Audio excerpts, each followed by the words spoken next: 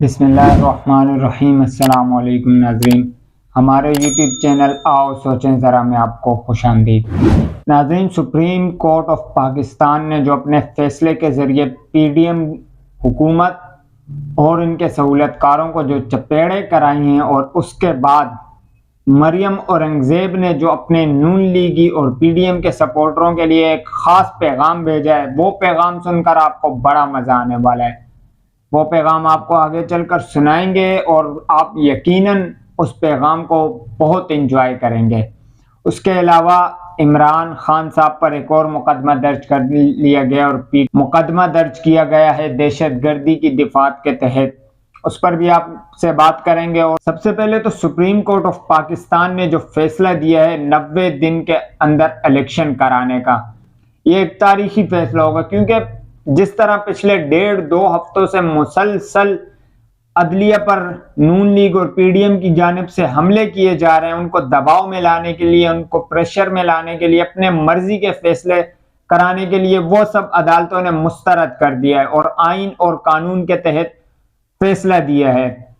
सदर के इख्तियार को भी उन्होंने माना है कि वो इलेक्शन की तारीख दे सकते हैं, जबकि इख्तिलाफी नोट भी आया है 2 जज साहिबान की तरफ से। लेकिन यहां पर अहम बात यह है कि जिस तरह पीडीएम वाले कह रहे हैं कि 4-3 का ये फैसला है, सबसे पहले तो 2 जजेस बिल्कुल अलग हो चुके थे इस फैसले से, इस केस से बिल्कुल समाअत करने से उन्होंने इनकार कर दिया था।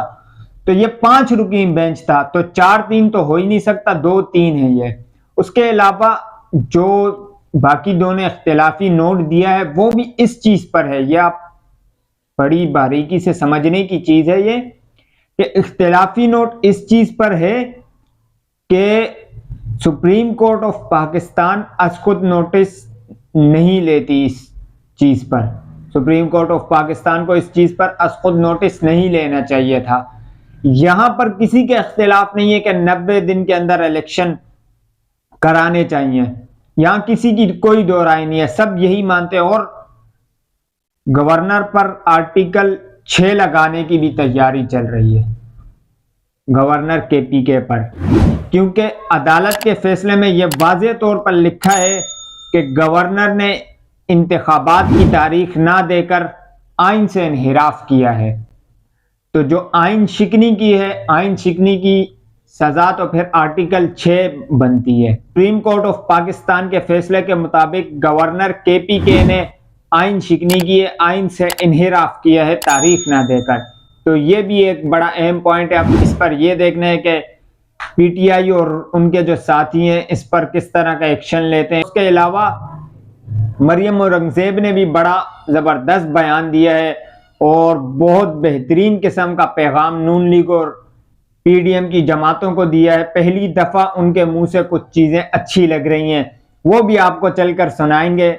अभी आगे चलकर उसके लिए आपको थोड़ा इंतजार करना पड़ेगा। उसके अलावा मरियम नवाज साहिबा को सक्खर की अदालत ने तौहीन अदालत केस में बुला लिया है, तलब कर लिया उनको। और उसके अलावा लाहौर हाई कोर्ट में भी केस समाअत के लिए मुकर्रर कर दिया गया है। मरियम नवाज साहिबा के लिए भी रास्ते तंग होने शुरू हो गए हैं, क्योंकि जिस तरह 1.5-2 हफ्तों से वो अदलिया पर हमला आवर थी, साबिक अस्करी क़यादत पर हमला आवर थी, उसके बाद ये तो बनता था। बहुत देर कर दी मेहरबा आते आते, क्योंकि इमरान खान साहब पर सिर्फ एक बयान के बाद रातों रात दहशतगर्दी की दफात और उसके अलावा तौहीन अदालत और न जाने क्या क्या केसेस बना लिए गए। जबकि मरियम नवाज साहिबा 2 हफ्तों से मुसलसल अदलिया पर हमला कर रही थी, लेकिन अब तक अदलिया खामोश थी और यहाँ खुद नोटिस नहीं लिया गया। इमरान खान साहब के केस में तो खुद नोटिस लिया गया था, जबकि यहाँ पर पिटीशन दायर करके केस जमा करवा कर उसके बाद बुलावा आया है। तो जो कहते हैं कि इमरान खान साहब कानून का लाडला है, तो वो देख सकते हैं कि लाडला कौन है। यहाँ पर 50 रुपए के स्टाम्प पेपर पर बीमारी की बुनियाद पर नवाज शरीफ साहब को पाकिस्तान से बाहर लंदन भेज दिया गया था और अब तक वो वापस नहीं आए और ना उनको लाने की कोशिश की गई है। जबकि इमरान खान साहब 3 अदालतों में कल पेश हुए, जिसकी वजह से चौथी अदालत में पेश नहीं हो पाए, लेकिन उनके नाकाबिले जमानत वारंट गिरफ्तारी जारी कर दिए गए और 7 मार्च को गिरफ्तार करके पेश करने का हुक्म दिया गया। और यही नहीं, इमरान खान साहब जब अदालतों में नहीं आते तो उनको डरपोक और भगोड़ा कहा जाता है, और जब वो अदालतों में आते हैं तो उन पर दहशतगर्दी के नए केस बना लिए जाते हैं। अब जब वो कल अदालत में पेश हुए तो उसके बाद FIR दर्ज की गई है उन पर और मुराद सईद, शहजाद वसीम और दीगर पर कि उन्होंने यहाँ पर तोड़ फोड़ की है, और उसके अलावा उन पर दहशतगर्दी की दफात के तहत मुकदमात दर्ज किए गए हैं, बहुत से PTI कारकुनान पर भी और रहनुमाओं पर भी। तो अदालत आए तो मुसीबत, ना आए तो मुसीबत। 3 अदालतों में पेशी के बाद चौथी में पेश ना हो पाए तो वारंट गिरफ्तारी जारी हो जाते हैं, जबकि नवाज शरीफ साहब 4 हफ्तों के लिए जाएं और उनको जमानत देने वाला, उनकी जो जमानत दी थी 50 रुपए के स्टाम्प पेपर पर, वो शख्स वजीर आजम पाकिस्तान है इस वक्त, लेकिन कोई पूछने वाला नहीं है कि 4 हफ्ते कब पूरे हो रहे हैं।